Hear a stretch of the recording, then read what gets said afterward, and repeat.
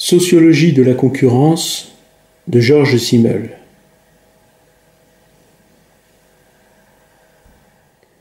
Georges Simmel introduit l'idée que le combat, pour certaines natures, a une valeur définitive qui surpasse l'idéal de la paix. Le combat est le spectacle de la force en mouvement où se rencontrent des volontés de dépassement qui profitent à la société parce que, nous dit Georges Simmel, celle-ci a besoin, pour être mise en forme, d'un certain rapport d'affrontement tendant à maintenir un équilibre entre forces attractives et forces répulsives. Le monde est opposition en tout, bien et mal, chaud et froid, orgueil et humilité, harmonie et disharmonie, richesse et pauvreté, association et concurrence. Page 13. Ces deux catégories sont des expressions extrêmes d'un tout s'ajustant en un centre apaisé et équilibré et tenant pour non acquis les tentatives de domination de ces mêmes expressions. Le point conflictuel de cette dualité stabilise la société en déterminant les frontières des catégories sociales et en orientant ces catégories sociales vers un centre de gravité fonctionnel. C'est-à-dire que la catégorie sociale la plus affectée par la pauvreté lutte contre la classe sociale la mieux installée pour obtenir d'elle qu'elle atténue son oppression. Cette interaction est le centre nerveux d'une communion des contraires. Il existe donc une forme de combat indirect qui neutralise l'adversaire sans le détruire parce que les forces antagonistes ont besoin les unes des autres. Cette lutte indirecte produit un stade de développement durable du combat. Et c'est en fonction de cette prestation de représentativité que le combat est gagné. Et celle-ci se nomme la concurrence. Deux commerces de même nature luttant pour leur survie vont élaborer des techniques de séduction pour gagner des clients. Cette lutte peut prendre la forme de messages publicitaires promotionnels comme la forme de messages publicitaires mensongers. C'est le théâtre de la représentativité combative où se meuvent des valeurs de persuasion. Ce déploiement concurrentiel est un champ d'exploitation d'énergie individuelle. Et au milieu de tous ces efforts, l'énergie individuelle compte sur une sorte de puissance spirituelle abstraite, page 38, qui se surajoute à son propre déploiement. Cet ailleurs intervenant que l'on peut nommer hasard, chance ou destin, c'est-à-dire une puissance aléatoire et involontaire se prononçant d'elle-même, joue en quelque sorte le rôle d'arbitre invisible. La concurrence ouvre son arène à des forces spirituelles indéfinies issues d'esprits superstitieux. Toutes sortes de mécanismes incantatoires, de tocs, de fétiches, de porte-bonheur deviennent les expressions d'une conjuration. La concurrence oppose les adversaires de manière détournée, sans face-à-face direct, sans se toucher. Page 19. La suppression de la lutte directe oblige les adversaires à établir des stratégies de conquête pour satisfaire l'envie de vaincre. Ces frictions qui apparaissent dès que plusieurs protagonistes désirent la même chose exacerbent l'esprit d'affrontement. La médaille d'or n'est-elle pas l'objet qui suscite la compétition et donc la concurrence ? Et voyez comment les athlètes qui concourent à ce titre sont décidés à surpasser tous leurs adversaires. Cette concurrence est une récompense en soi, car elle détermine une supériorité de l'agir individuel sur les autres agirs individuels. Page 42. La valeur de cette récompense est fonction de la valeur de l'effort réalisé par le rival. Le seul désir de surpasser l'autre est un bénéfice précieux, si précieux qu'il peut faire oublier la récompense, c'est-à-dire la finalité première. La médaille d'or est rendue glorieuse par le seul effet de la compétition. Cette temporalité d'exécution devient alors la véritable finalité, rendant la finalité première secondaire, voire obsolète. Ainsi, la concurrence génère une valeur avant la valeur objective finale. Le processus performatif d'accomplissement de soi est devenu pure dimension qualitative. C'est l'expression du combat pour le combat. La concurrence engendre donc un choc compétitif qui détermine une supériorité puis une infériorité. Cette valeur de contenu excite les appétits tout en socialisant structurellement la communauté et la soude sur des valeurs communes d'engagement et de détermination. Qualités qui permettent de tirer vers le haut l'ensemble de la société. Les concours administratifs ou les concours pour déterminer les compétences des individus ont un immense effet socialisant. Page 25.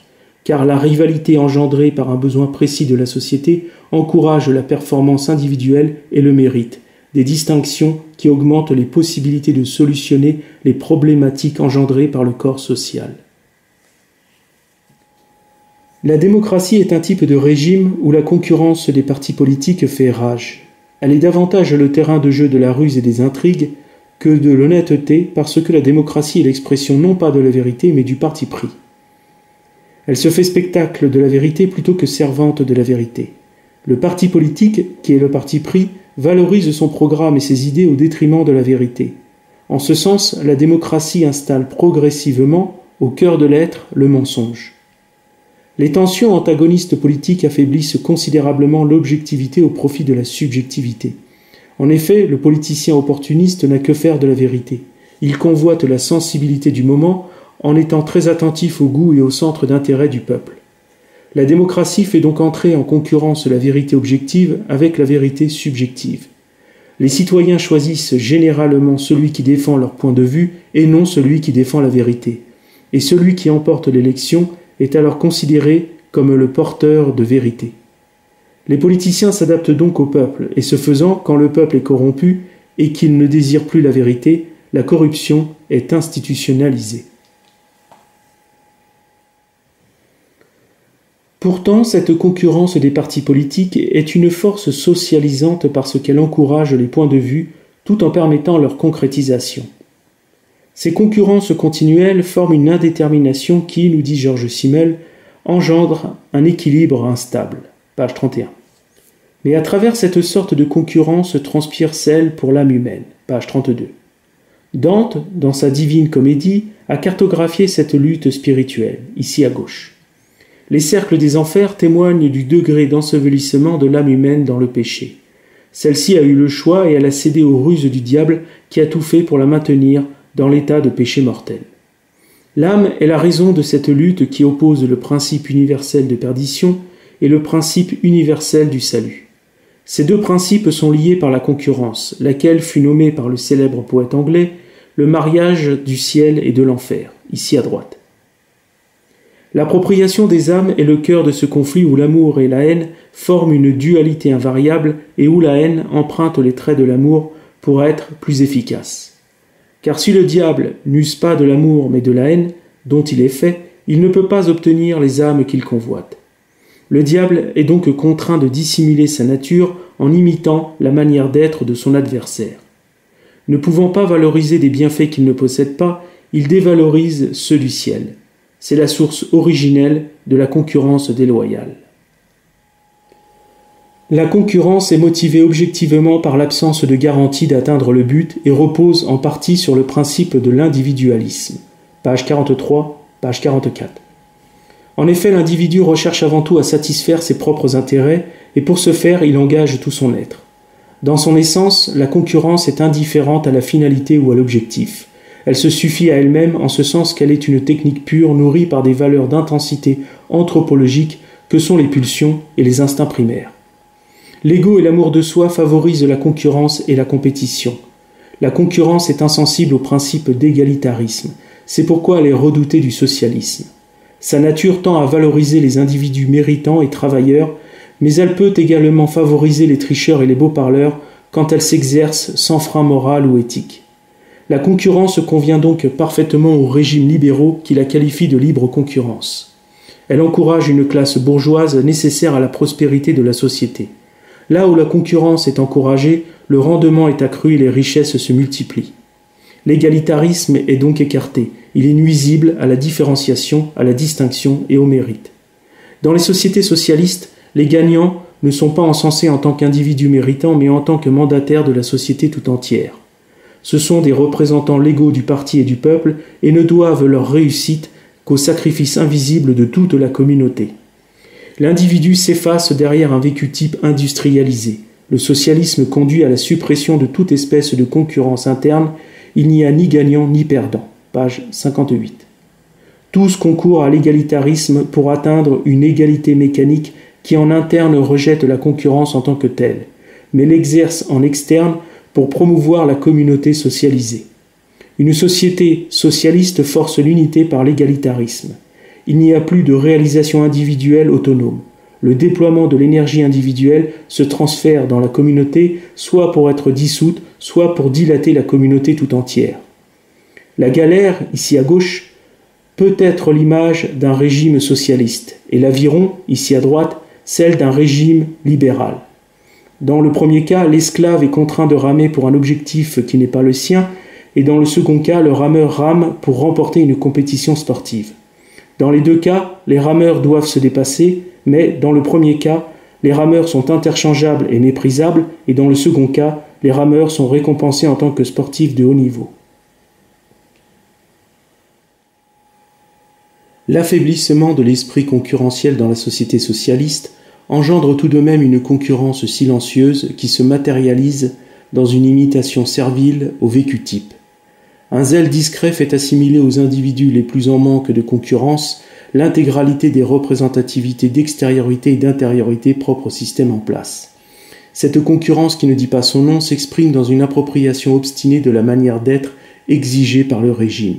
En d'autres termes, c'est une concurrence invisible qui se distingue par une imitation de plus en plus zélée des codes et des usages définis par le système. C'est dans la locution adverbiale, de plus en plus, que se trouve cette concurrence qui ne dit pas son nom. Cette surintégration au système nécessite l'adoption des moindres codes d'identification déterminés par la structure dominante. Pour s'imposer, il faut revêtir ces infimes indices d'indistinction que seuls les plus initiés au système remarquent. Cette forme discrète de la concurrence valorise ce que l'on appelle les arrivistes. Dans l'histoire, les pharisiens, les zélotes ou encore les scribes appartenaient à cette catégorie. Ces petits plus de subordination au collectivisme égalitaire est un cirque de concurrence spécifique de la soumission intégrale. La concurrence, dans bien des cas, évince la prudence, la retenue, la pudeur et même parfois la pitié. Elle jette ainsi plus profondément les individus dans une lutte féroce. Ce caractère cruel est masqué par une éthico-esthétique. On dit alors qu'il n'y a rien de personnel. Cela allège le sentiment de responsabilité, puis celui de culpabilité. Les sports de combat incarnent l'autorisation de la violence. Celle-ci est légitimisée et encadrée par des règles. Cette spécificité de la concurrence offre le moyen d'affirmer sa part animale.